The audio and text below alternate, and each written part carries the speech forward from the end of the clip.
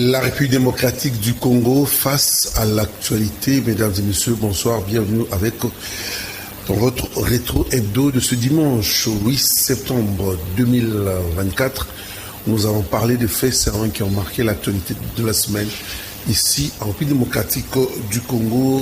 Dans ce plateau, je ne serai pas seul, j'ai un invité, M. Isaac Bakoukou Boliko, coordonnateur national de sa structure dynamique développement.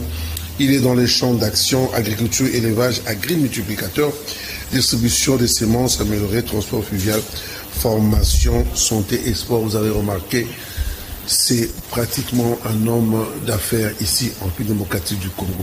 Monsieur Isaac Bakoukou Boliko, bonsoir, comment vous allez? Bonsoir. Un plaisir de vous avoir sur mon plateau. Merci pour l'invitation, c'est aussi un plaisir pour moi. Et je salue toutes vos téléspectatrices et téléspectateurs qui vont devoir nous suivre à travers cette émission l'hebdo, l'actualité internationale.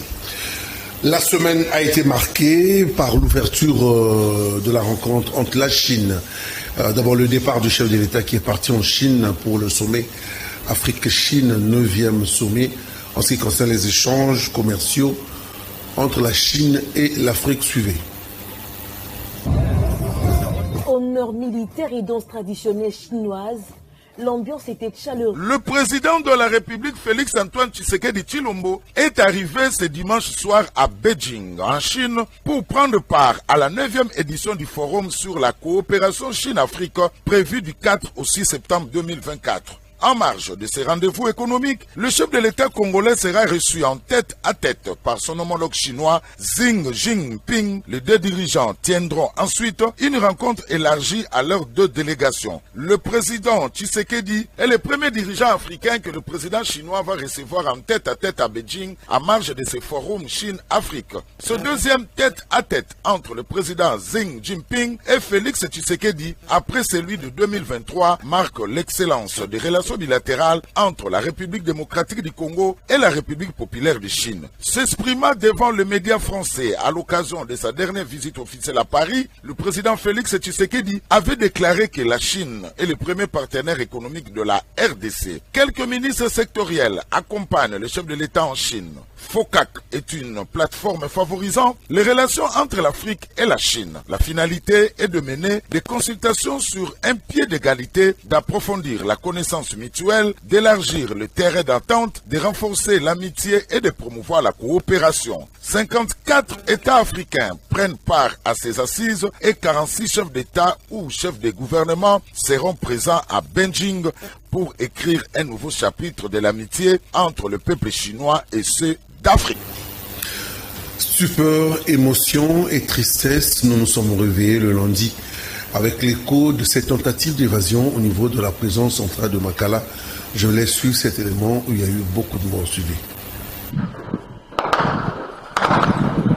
Des tirs ont été entendus autour de l'établissement pénitentiaire et des portes des pavillons 3, 4, 5 et 6 ont été forcées, plongeant les détenus dans un état de psychose. Dans les premières images parvenues pratiquement dans les réseaux sociaux. De plus, une vidéo diffusée depuis l'intérieur de la prison centrale de Makala montre un climat alarmant. On peut y entendre des prisonniers tentant désespérément de planifier leur évasion, ajoutant à l'urgence de la situation. D'après les sources regroupées, des renforts de sécurité, y compris l'armée, ont été déployés dans les communes voisines de la prison de Makala, telles que Bumbu, Bandalungwa et Ngiringiri. La situation a été très critique avec des crépitements de balles signalés aux environs de 2 heures jusqu'à 5 heures du matin dans la prison de Makala. Les autorités n'ont pas encore confirmé les détails précis de l'incident. Les résidents des quartiers adjacents sont invités à rester vigilants et à suivre les instructions des forces de l'ordre.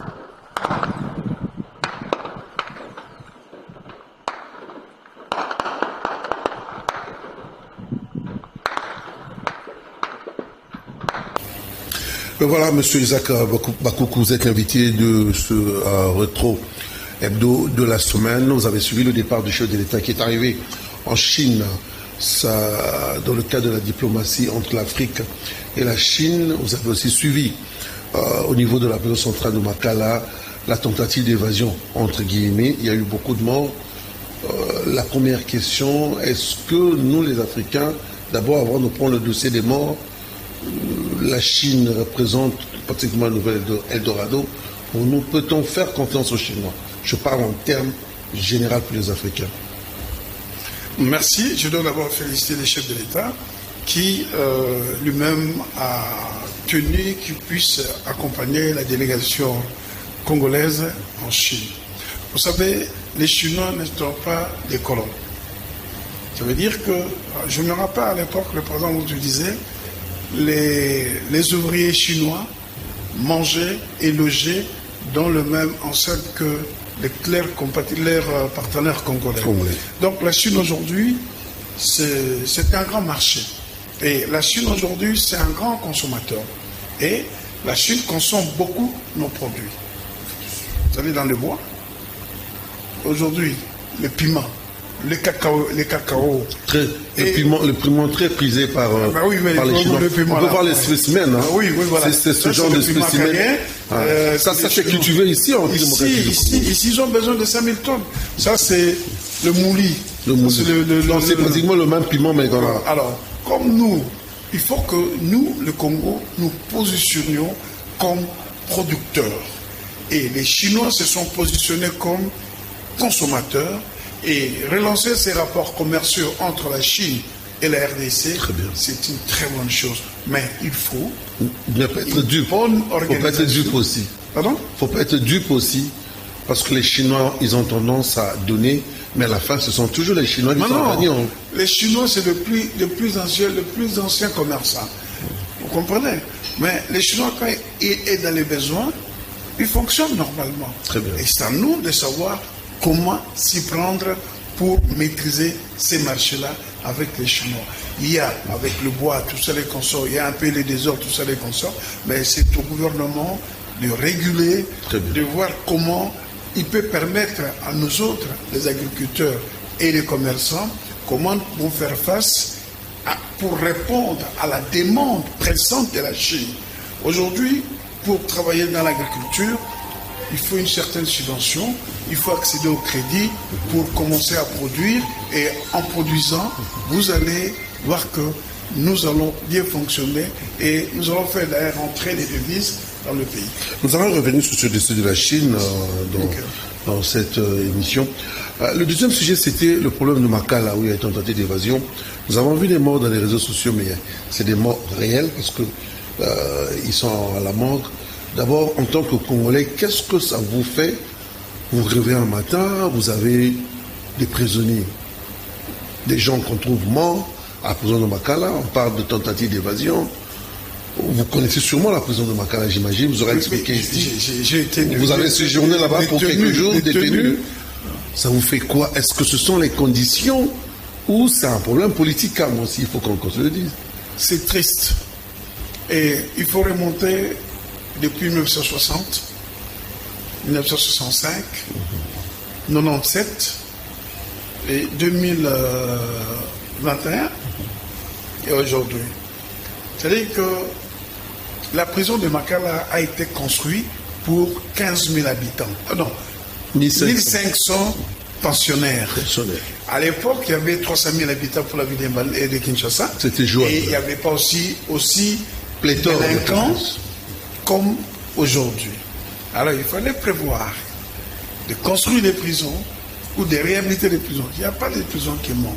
Il y a Angenga, il y a Ekafela, tout ça les consorts. Il y a le Zoum aussi. Ce qui est problématique dans cette histoire d'encadrement de la prison, moi qui fus détenu, je porte la responsabilité sur un certain nombre de magistrats du parquet et le magistrat du siège qui, aujourd'hui, ils envoient des gens en prison sans que ces gens puissent avoir une confrontation, sans que ces gens, leur sort mérite un délai raisonnable. C'est des dérapages, ça.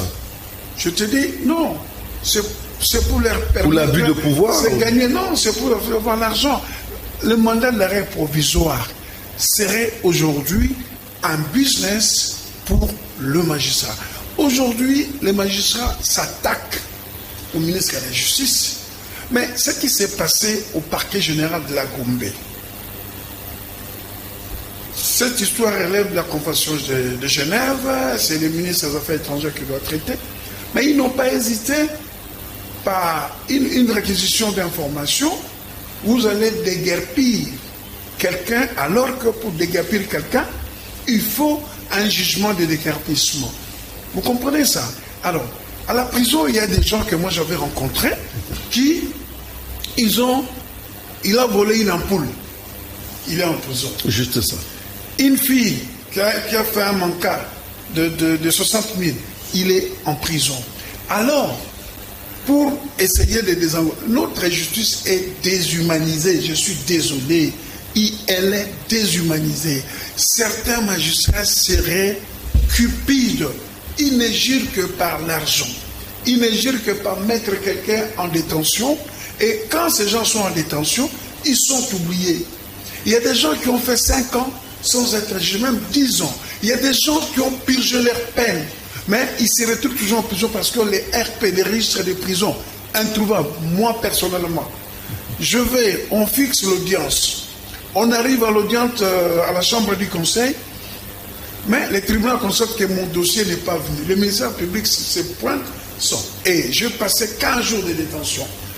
Encore rebelote. Rapidement. Mais voilà, rapidement, pour dire que même les magistrats, la loi prévoit pour le fait bénin, il y a ce qu'on appelle les peines alternatives. Okay. Vous avez les travaux d'intérêt général, vous avez les travaux d'intérêt public et vous avez les sursis. Il y en a 2, simples et probatoires. Oui, à la montre aussi. Oui, non. Alors il faut ajouter la technologie de bracelet. Alors, quand les gens aujourd'hui s'acharnent au ministre de la Justice, moi je dis, Yangui Chiroche. Parce qu'il veut trouver la solution pour désengorger la prison. Mais qu'est-ce qui se passe? Il sort, on envoie les gens. Et les conditions, vous étiez interné, les conditions c'était comment en fait? Pardon? Les conditions c'était comment vous étiez interné? Mais non, les conditions, non, vous n'allez pas me dire que dans une prison de 1500 personnes, il y a 12-13 000 personnes, comment les conditions vont être normales?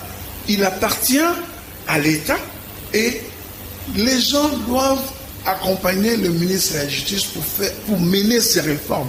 Parce qu'on ne peut pas continuer comme ça. Si les incidents de la fois passée lundi, je suis triste. Je présente les condoléances aux familles, mais il faut jamais oublier qu'ils étaient en punition, mais les mêmes personnes-là, ils sont allés violer les femmes en pavillon 9. Une flagrance encore dans la famille. Oui. Donc, et personne n'en parle.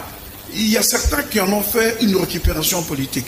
Moi, j'ai vécu en prison, je sais comment ça se passe, mais ce n'est pas parce que si vous êtes prisonnier et vous rogez le droit d'aller violer les autres prisonniers faibles en plus. Tentative d'évasion, ça s'est fait partout dans beaucoup de pays. Vous comprenez? En Amérique du Sud, en France, aux États-Unis, ça s'est fait. Même sans le soutien, pas ça. Il y a un problème. Et parmi ces problèmes, il y a des responsables. Et ces responsables, une partie, je dis pas tous les magistrats sont mauvais, mais il y a une partie, je dirais une grande partie de notre justice et de ce qui se passe à la prison, ce sont les magistrats du parquet. Certains magistrats du parquet et du siège seraient responsables. Ce n'est pas pour rien que le président de la République avait dit que notre était malade. De ces morts-là aussi. Le président, pour le moment, oui, bon. C'est un incident. Moi, je ne dois pas me prononcer là-dessus. D'accord. Il y a une enquête. Parce qu'il y a des enquêtes, voilà. Il y a une enquête. Alors, je ne peux pas prendre la charrue devant le bœuf pour, comme certains ont parlé. Il faut que l'enquête nous dise qu'est-ce qui s'est passé réellement. Parce que la prison, c'est comme un château. Pourquoi les gens ne sont pas mis de l'extérieur? Et même à l'intérieur, la prison, le soir à partir des 19h, c'est comme une tombe. Embellie, mais c'est silence. Il n'y a rien.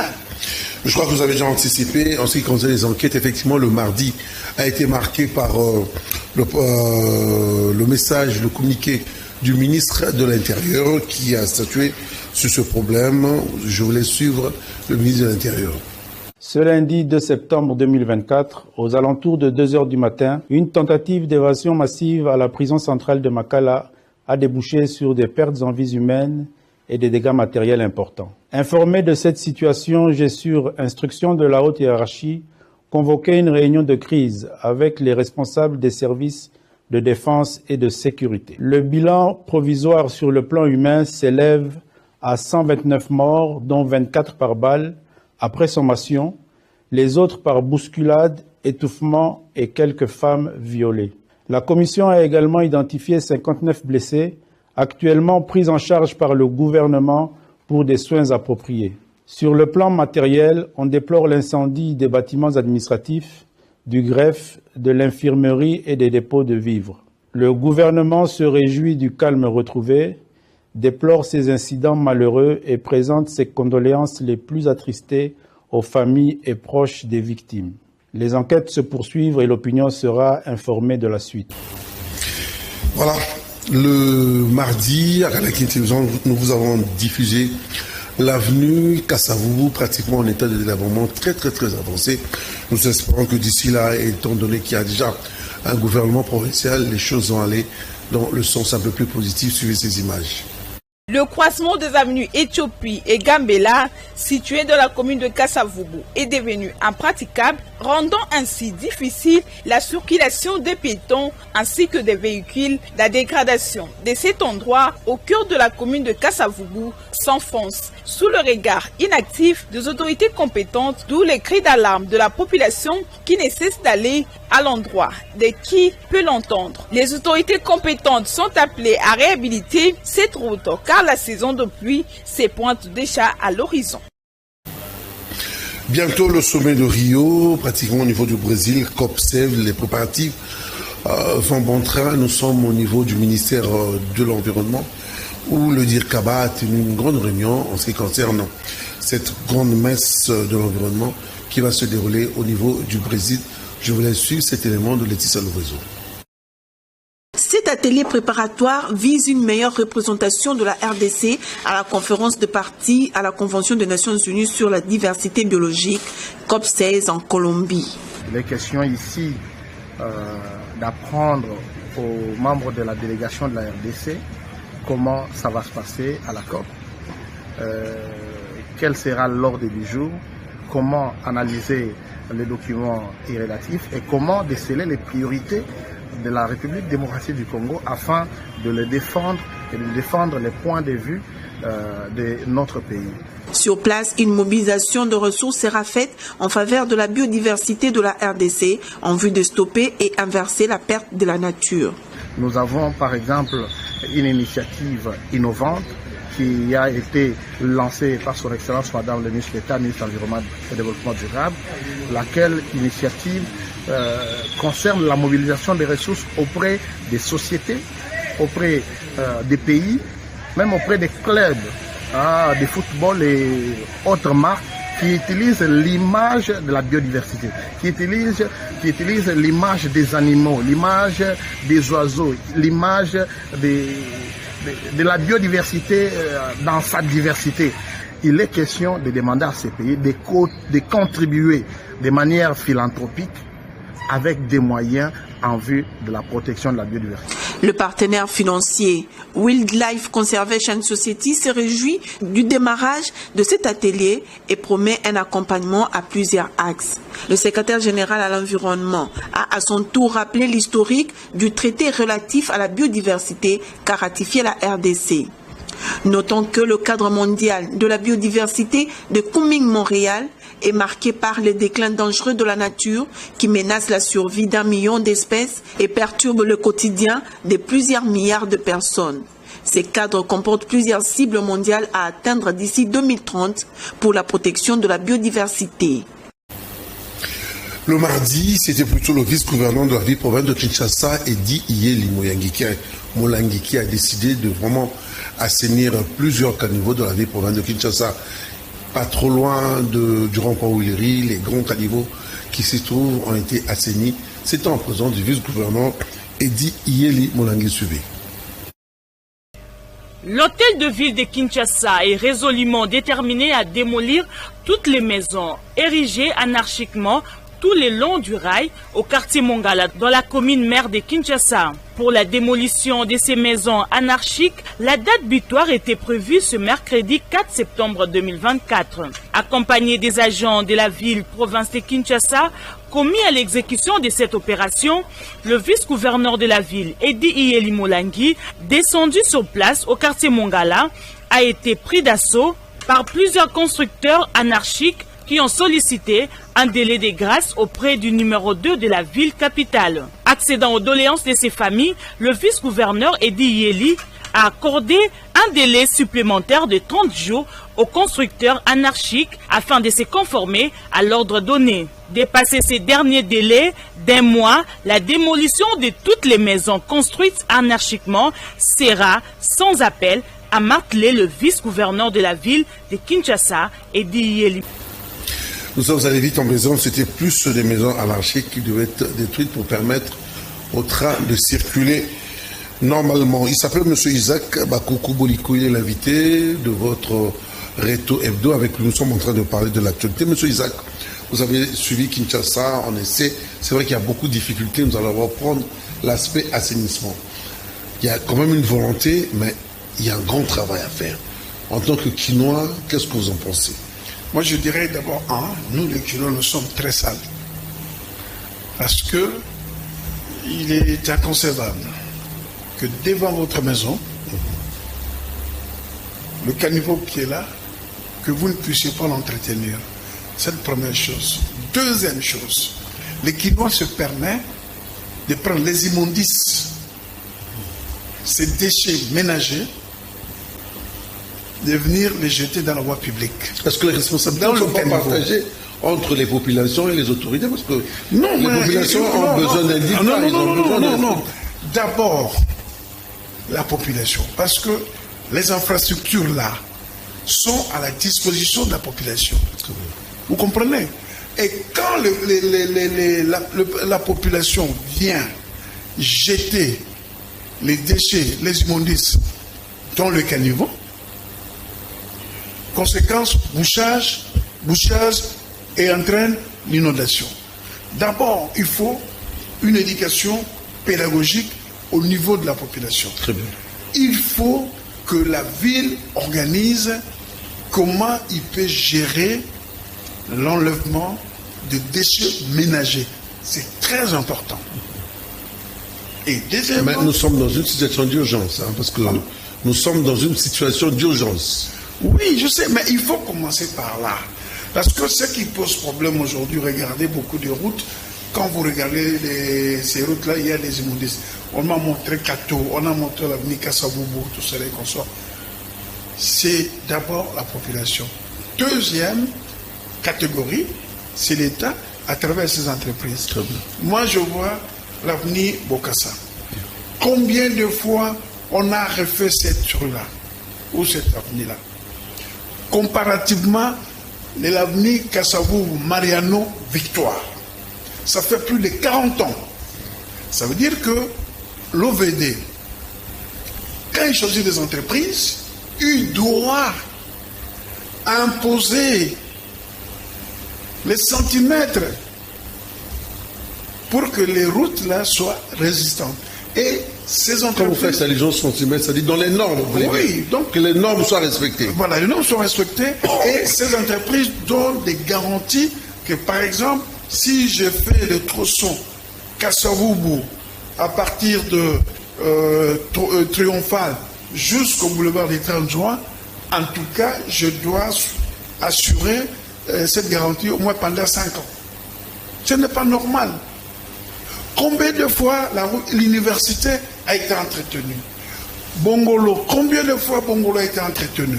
Ça veut dire que l'État doit aussi assurer et assumer ses responsabilités en matière de construction des routes et de l'assainissement. Très bien. Il doit être rigoureux à l'égard des entreprises qui soumissionnent pour venir construire ces routes-là. Parce que ce n'est pas normal. Ce n'est pas normal. Regardez le rond-point Huiléry. Ce n'est pas normal. Et ici, Huiléry a besoin d'un vrai rond-point. Moderne. Ou sur des moutons, ou un rond-point. ou quelqu'un qui vient de chez vous ici pour aller à Kabamba, il doit prendre le giratoire. Très bien. Et il passe. Et s'il veut retourner, il retourne à un rond-point. L'embouteillage ici sur l'avenue Oudéry, c'est ça. Il nous faut un rond-point, un tournant, où celui qui va vers même Kabamba, il tourne, Ounyangwe, il prend Kalemelembe, il prend. Donc il faut des giratoires comme ça pour permettre une fluidité de la circulation. Ils ont du plan sur la plan. Le gouvernorat, dans l'hôtel de ville, doit vraiment s'atteler, se moderniser. Il doit s'atteler. Et se moderniser. Le problème, c'est quoi? Et il y a aussi, il faut une certaine décentralisation. Bien qu'il y ait des routes qui reviennent du national ou du gouvernement provincial, il faut travailler avec les bourgmestres. Il y a des routes sur l'intérêt communal. Qu'on puisse donner le moyen. Moi, je dis même pour la gestion des immondices, il faut associer, laisser les communes, les bourgmestres faire l'enlèvement des immondices et vous allez voir un changement. Ce n'est pas la ville de Kinshasa qui doit faire l'enlèvement. Non, il faut changer parce que il faut évaluer les actions. La ville a fait l'enlèvement des immondices. Et faire le repère des coins aussi. Voilà, oui, il y a des repères de coins et chaque chef de riz, il sait mobiliser sa population. Voilà, il y a des sacs poubelles pour les bouteilles, voilà, à moindre prix. 0,8 autant. Sans une bonne pédagogie aussi auprès des populations. Donc, et il y aura des jours de ramassage. Et vous allez voir que quelqu'un ne quittera pas chez lui pour venir jeter les immondices au rond-point Oudéry. La semaine a été marquée le jeudi par la déclaration du Conseil supérieur de la magistrature. Je vous laisse sur cette déclaration. Le bureau du Conseil supérieur de la magistrature s'est réuni ce mercredi 4 septembre 2024 dans la salle de plénière de la Cour constitutionnelle au sujet de la tentative d'évasion qui a eu lieu dans la nuit du 1er au 2 septembre 2024 à la prison centrale de Makala et de la note circulaire numéro 008-CAB-ME-MIN-JS 2024 du 2 septembre 2024 signée par le vice-ministre de la Justice et garde des Sceaux relative à l'interdiction de transfèrement des détenus préventifs à la prison centrale de Makala et à la prison militaire de Ndolo. À ce propos, le bureau note ce qui suit. La prison centrale de Makala fut construite en 1957 avec une capacité d'accueil de 1500 détenus pour une population de plus ou moins 250 000 habitants de la ville de Kinshasa. Avec l'augmentation exponentielle de la population et l'accroissement de la criminalité, la solution appropriée pour résorber la surpopulation carcérale à la prison de Makala tient à la fois à la construction de nouvelles prisons et maisons d'arrêt et à l'application stricte de la loi sur la détention ainsi que celle sur le régime pénitentiaire. Contrairement aux déclarations faites lors des sorties médiatiques du vice-ministre de la Justice et garde des Sceaux, les magistrats ne sont pas responsables de la tentative d'évasion qui a eu lieu à la prison de Makala. La semaine a été aussi marquée par ce soupçon d'empoisonnement du ministre de la Justice. Je voulais suivre la réaction de quelqu'un qui nous. Mais ce que nous pouvons dire, c'est vraiment déplorable parce que M. Constant Moutamba, pendant qu'il est là, mettons qu'il est là déjà au ministère de la Justice, nous sentons que les lignes sont en train de bouger et le peuple est content de ce que fait le chef de l'État. Alors, il a fait 3 propositions de loi à l'Assemblée nationale sur le statut des carrières de magistrats. Il a demandé que désormais le frais de justice soit payé à la banque. Et je crois que ces 2 aspects des choses ont énervé certains magistrats et procureurs de mauvaise qualité. Il faut dire qu'au Congo, nous avons des procureurs et des magistrats de haute facture, de haute qualité. Ils existent, mais il y en a aussi de mauvais, qui ne sont pas d'accord avec M. Constant Moutamba. Ce n'est pas une tentative.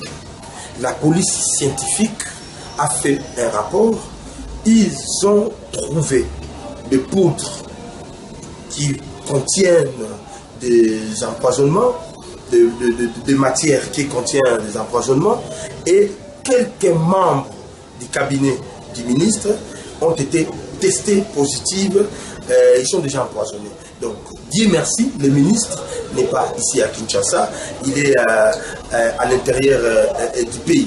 Alors, nous, ce que nous demandons, qui est des enquêtes. Nous savons dans ces pays, ce qui est le comble qui est dans ces pays, toutes les enquêtes n'aboutissent pas dans ces pays. C'est insupportable, on ne comprend pas. Un ministre en fonction, on veut à sa vie parce qu'il est en train de mettre de l'ordre sur l'appareil judiciaire dans notre pays. Nous les jeunes, nous de la société civile, nous sommes contre, nous dénonçons et demandons qu'il y ait des enquêtes qui vont aboutir pour que nous trouvons les responsables qui ont tenté d'empoisonner les... Voilà, monsieur Isaac Bakoukou Boliko, vous êtes l'invité de ce rétro hebdo. C'est quand même assez compliqué, on essaie de mettre de l'ordre au niveau de la magistrature. Il y a des remous, vous avez suivi des déclarations, il y a des problèmes d'empoisonnement. C'est comme si on a l'impression qu'ici, en République démocratique du Congo, la justice n'évolue pas, qu'il y a des gens qui ne veulent pas que les choses puissent aller de l'avant. Même parce qu'il y a les réseaux mafieux sont là-dedans, et avec ça, une fois tout magistrat qui s'élève pour fonctionner correctement, ou juge aura toujours le problème. Vous avez entendu le juge Batoumenga qui avait démissionné, et un juge La Chantal qui avait démissionné. C'est-à-dire que aujourd'hui, laissez-moi vous révéler quelque chose. Dans les 4 pouvoirs dont le pays dispose, il y a un pouvoir qui est antidémocratique. C'est le pouvoir judiciaire. Pourquoi? Parce que tous les membres du pouvoir judiciaire ne sont pas élus. Et ils se permettent de tout. Certains magistrats seraient devenus au-dessus de loi. Ils se permettent de tout. Ils vivent au-dessus de leurs moyens. Le jour où, moi c'est ma proposition, allez-y. Il faut que tous les chefs de corps, président du tribunal de paix, président du tribunal de première instance, PROREP, tout cela et consort, procureur général, à tous les niveaux, soient élus par leurs pairs, avec un mandat précis et bilan à présenter après son mandat. Et il commence les élections. Vous allez voir que les choses vont pouvoir bouger. Il faut aussi que le Conseil suprême de la magistrature doit commencer réellement à sanctionner le magistrat. Dernièrement, un travail de discipline en interne. Voilà. Et dernièrement, beaucoup de magistrats, même les chefs de corps, ont été sanctionnés. Il faut continuer dans ce sens-là. J'ai 2 propositions encore. À chaque fois quand vous faites quelque chose, il faut s'arrêter pour évaluer. Très bien. Nous avons vu la gestion des prisons au niveau du ministère de la Justice. Moi, je dis que ça montrait ses limites. Je propose qu'on puisse créer, dans la réforme du ministre Moutamba, d'intégrer une direction générale des services pénitentiaires. De manière nationale. De manière nationale. Qui est un directeur général avec un conseil d'administration, un comité de gestion pour essayer de gérer les services pénitentiaires, mais il reste son tuteur qui est le ministère de la Justice. Pour s'occuper vraiment comment il peut réorganiser et construire des prisons pour désengorger les prisons. Vous savez, il y a des gens... Avec la rotation des gardiens, voilà, qui peut partir de Kinshasa, dans certains pays, les prisons sont gérées par les sociétés privées. Et il y a des prisonniers peut-être dangereux. Et les gens qui ont été condamnés à 20 ans disent, il n'y a pas de transfert. Beaucoup de prisonniers sont restés là. Mais les prisonniers ne sont pas nombreux à la prison de Makala. Ce sont les prévenus. Sur le 15 000 qui disposent aujourd'hui, ils sont arrivés peut-être à 16 000, malgré ce que le ministre a fait comme effort. Mais il y a plus de 12 000 détenus, les prévenus. Donc, ils ne sont pas condamnés, ils ne sont pas jugés. Il y a des gens qui font 5 ans, comme je l'ai dit tantôt. Et puis, il y a aussi engorgement dans le parquet général des dossiers. Alors, moi je dis, allons un peu beaucoup plus loin. Kinshasa, c'était 300 000 habitants. Okay. Aujourd'hui, nous sommes dans le 12 à 13, nous embrassons vers 15 millions d'habitants. Pourquoi ne pas créer 4 parquets généraux en suivant les 4 districts de la ville de Kinshasa? Un parquet général pour la Tchangou, un parquet général pour Moamba, un parquet général pour Mofuna et un parquet général pour Lukunga.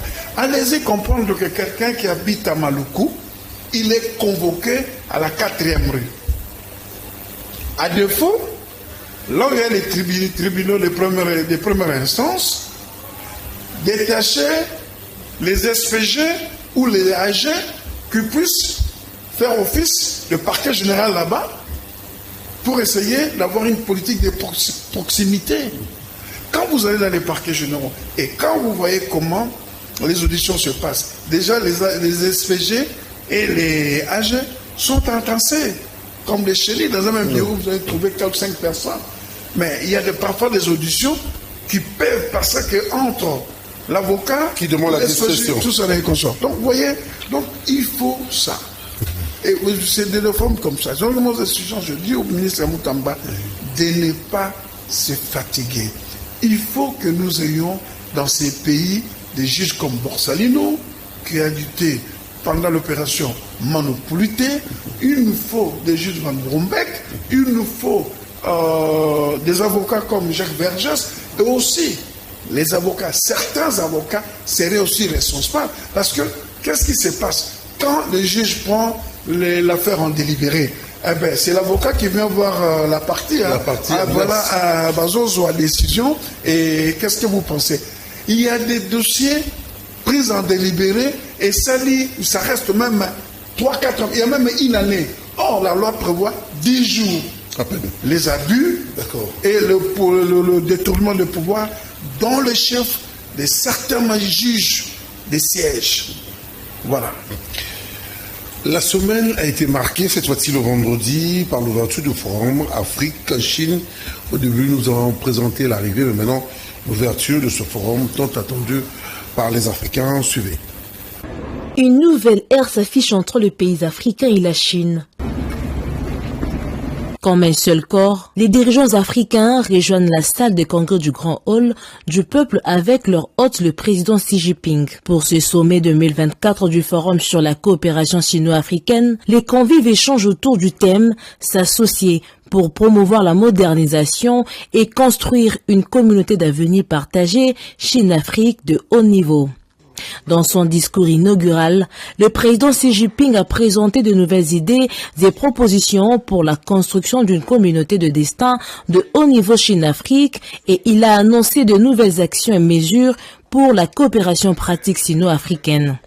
La Chine promet donc 360 milliards de yuan, soit 50,7 milliards de dollars américains pour les investissements dans les projets de coopération Chine-Afrique pour les 3 prochaines années. La 9e édition du sommet de la coopération sino-africaine, qui marque le 25e anniversaire de cette plateforme qui favorise les relations entre les pays africains et la Chine, a connu la participation d'une vingtaine de dirigeants de pays africains, entre autres le président de la République démocratique du Congo, Félix Antoine Tshisekedi Tshilombo. En plus des dirigeants africains, le président de la Commission de l'Union africaine, Moussa Faki Mahamat, et Antonio Guterres, secrétaire général des Nations Unies, ont eux aussi pris part à ce sommet international. La 8e conférence des entrepreneurs Chine-Afrique était l'un des sujets à l'ordre du jour. 4 réunions de haut niveau sont également prévues et aborderont respectivement la gouvernance de l'État, l'industrialisation et la modernisation agricole, la paix et la sécurité, ainsi que la coopération de haute qualité dans le cadre de l'initiative La Ceinture et la Route. Le sommet qui se tient jusqu'à ce vendredi 6 septembre 2024 est le plus grand rendez-vous diplomatique organisé à Beijing depuis la pandémie de Covid. Revenons ici à Kinshasa où le ministre provincial de la Santé, Patricia Ngongo, a commencé son itinérance. Il a sillonné pas mal de communes de la ville-province de Kinshasa qui sont de sensibiliser les populations sur la maladie Mpox et aussi il a réceptionné plus de 100 000 doses dans de l'Union européenne de vaccins contre cette fameuse maladie suivie. Juste après, le docteur Patricia Ngongo Abakazi a effectué le lundi 2 septembre une descente dans la zone de santé de Limete, précisément à Pakadjouma, considéré jusqu'à présent comme l'épicentre de l'épidémie Mpox. À Kinshasa, il était question pour lui d'observer la qualité de la prise en charge au centre d'isolement de Pakadjouma, où les cas suspects dans cette zone de santé sont internés et pris en charge aussitôt détectés. Après Limete, dans le cadre de la lutte contre l'épidémie de Mpox, le docteur Patricia Ngongo Abakazi a assisté aux côtés du docteur Samuel Roger Kamba, ministre national de la Santé, à l'arrivée ce jeudi 5 septembre 2024 d'un premier lot de 100 000 doses de vaccins grâce au soutien de l'Union européenne et de l'African CDC. Cette livraison marque le début d'une campagne nationale de vaccination soutenue par les communautés locales et divers partenaires en vue d'éradiquer la propagation de cette maladie sur l'ensemble du territoire national. Le samedi, c'était plutôt le mouvement de libération du Congo, interfédération, dirigé par monsieur le président Valentin Guérengo, qui a mobilisé plusieurs militants du MLC pour présenter les élus de la ville-province de Kinshasa MLC. C'était au siège de l'interfédération. Nous sommes dans la commune de Kasavubu, avenue de l'enseignement suivi. Le siège de l'interfédération du mouvement de libération du Congo a reçu du monde. Les militants du MLC ont pris d'assaut cet espace. Cela fait suite à l'invitation lancée par le président interfédéral, le président Valentin Guérengo, qui, ensemble avec le comité exécutif, ont organisé une grande matinée politique très symbolique en présentant les élus du MLC de la ville-province de Kinshasa. Présents lors de cette matinée politique, les députés nationaux, les députés provinciaux, les conseillers communaux. Tous ont été présentés pour le plus grand bonheur des sympathisants et militants du mouvement de libération du Congo. Aujourd'hui, nous avons pensé qu'après le cycle électoral, il fallait faire une rentrée politique parce que les gens étaient préoccupés à faire leur campagne, à s'installer, ainsi de suite. Maintenant, nous devons considérer que 2023 est derrière nous. Ce qui est devant nous, c'est 2028. Voilà pourquoi nous avons pensé faire cette rentrée politique pour jeter les jalons afin que désormais nous commencions à marcher pour le Nous avons dit que nous devons rester unis comme le président vient de dire toujours.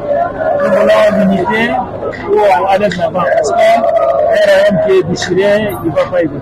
Paris réussi pour le président Valentin Guérengo qui a réuni tout ce monde et a lancé un message de paix, d'unité, de travail, dans le strict respect des textes qui régissent le mouvement de libération du Congo, parti cher au président Jean-Pierre Bemba Gombo. Après le mouvement de libération du Congo, le tout, maintenant cette fois-ci, c'est fait de société, la route Bongolo. Vous allez voir cette route, une route assez principale pour les populations, surtout de la circonscription de la Founa, une route pratiquement abandonnée et dire qu'elle a été réhabilitée il y a moins de 2 ans. Regardez les dégâts sur cette route. Nous sommes dans la commune de Kalamou, plus précisément à Bongolo, près de l'université Kimbangis. La route est en état de délabrement très avancé, principalement dû au déversement des eaux de pluie sous les caniveaux bouchés, entraînant des inondations et la formation d'un énorme trou sur ce tronçon. Ce problème résulte également du manque d'entretien par l'OVD, l'Office des voiries et drainage, chargé de l'établissement et de l'entretien des rues et voies de communication. Les populations déplorent l'inactivité du bourgmestre de Kalamou ainsi que celle du gouvernement provincial de Kinshasa.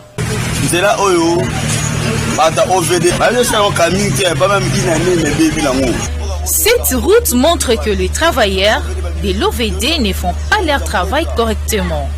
Elle est à peine un an après sa rénovation, elle est déjà en piteux état. Le gouverneur que nous avons élu ne fait rien non plus et il ne se présente même pas sur le terrain.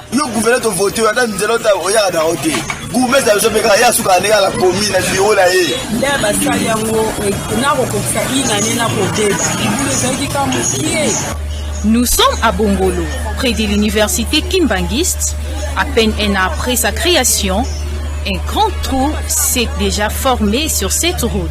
Les ingénieurs routiers n'effectuent pas correctement leur travail, car ils ont seulement posé du béton sur certaines parties, tout en se contentant de couvrir les trous ailleurs.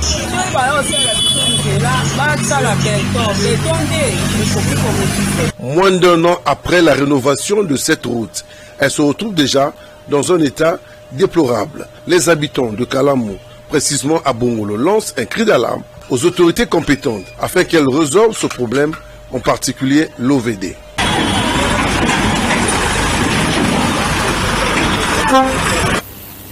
Voilà, nous allons pratiquement vers la fin de ce rétro hebdo. Monsieur Isaac, vous avez suivi l'ouverture du forum au niveau de la Chine. Il faut dire que les Chinois sont très friands de tout ce qui est agriculture dans la République démocratique du Congo, le maïs, du piment. Vous êtes dans l'agroalimentaire, vous êtes agriculteur. Ça vous fait quoi quand vous entendez ce genre de message? Non, on vous encourage. Non, parce que vous avez ramené quelques échantillons ici. Vraiment, c'est une bonne initiative prise par le président de la République. Et lorsqu'un chef d'État accompagne une délégation dans le forum économique Afrique-Chine, je crois qu'il prend ça au sérieux. N'oubliez pas que ma structure a commencé, c'est lorsque lui-même, le président de la République, a lancé son projet de l'agenda de transformation des produits agricoles. Parce qu'il concevait très mal que nous puissions commencer à tout moment à importer. Ça, c'est le maïs planté ici. Oui, ça, c'est le maïs importé ou planté? Non, ça, c'est mon maïs. Produit par moi. Produit ici. Oui, produit c'est du bio, en fait. Du bio. Voilà, le piment comme ça, et tout cela est consomme. Ça veut dire qu'il prend la chose à bras le corps. Et dans le cadre de la campagne agricole 2024-2025, j'ai été au ministre de l'Agriculture et Sécurité alimentaire pour que je sois aligné aussi dans cette campagne parce qu'il nous faut produire afin que nous puissions d'abord consommer pour demain. Si on a surproduction, on peut penser à l'importation. Il faut donner les moyens aux paysans aussi. Parce que là, il faut donner les moyens aux paysans. Tout à fait. Dissimuler à travers toute la République. Tout à fait. C'est ainsi que j'avais dit au début. Il faut un projet ambitieux du gouvernement avec le ministère de l'Agriculture, avec les acteurs, les agronomes, les agriculteurs, tout cela, et les propriétaires, les agriculteurs qui ont des terres, qui ont des plantations, qui sont abandonnés et qui n'ont pas la possibilité de relancer. Moi, je conçois très mal un petit pays comme la Côte d'Ivoire soit le premier producteur du cacao. Aujourd'hui, je me suis lancé aussi dans les cacaoyers et dans le palmerin, et il nous faut des moyens, il nous faut des subventions. On n'a pas une banque agricole. À l'époque, on en avait une banque agricole. Donc, il faut maintenant recréer la banque agricole, relancer Cadeco dans toute la République. Parce que Cadeco et la Poste, ce sont des structures de l'État qui ont des infrastructures à travers la République. Et si nous avons une banque agricole, nous avons des stimulants, les appuis, mais on ne va plus crever de faim. Nous allons lutter contre la famine et pour l'autosuffisance alimentaire. À vous entendre, c'est en fait l'impulsion doit venir aussi du ministre de l'Agriculture, l'actuel, qui doit comprendre le message lancé par les Chinois. Est-ce que vous, les agriculteurs, vous vous concertez par moment avec l'actuel ministre de l'Agriculture? Mais j'ai vu que... A-t-il une vision approfondie? A-t-il des projets? J'étais un peu surpris quand j'ai écrit au ministre de l'Agriculture. 2 semaines était beaucoup, j'avais reçu la réponse. Il était prompt. Oui, j'ai reçu la réponse. Vraiment, c'est exceptionnel. Vous savez, on écrit à beaucoup de ministères, mais une réponse rapide comme ça, j'ai trouvé que vraiment, il est déterminé. Je crois que c'est lui aussi qui sera l'intermédiaire pour l'interface entre nous et les autres opérateurs agricoles qui ont besoin, ou les opérateurs économiques qui ont besoin de la matière au niveau de la RDC. Et je même aujourd'hui, je termine par là, j'ai suggéré au secrétaire général, pourquoi pas aujourd'hui, ou pourquoi pas que nous puissions aussi, tous les 2 ans, faire la foire agricole de Kinshasa. C'est des idées. C'est une idée que comme la foire en France, la foire de l'agriculture. Comme en France, parce que là, vous aurez des partenaires qui viendront de partout. Et il y a des fabricants des engrais, les semences, tout ça là, et puis les producteurs de bétail. Ça va permettre aux Congolais aussi de voir ce qui se fait ailleurs, parce que c'est l'exposition en fait.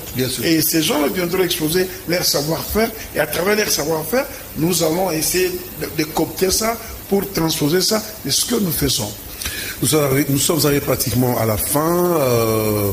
Le samedi, c'était le 7 septembre, je crois, décès du maréchal au Maroc. En peu de mots, qu'est-ce qu'on retient de l'homme?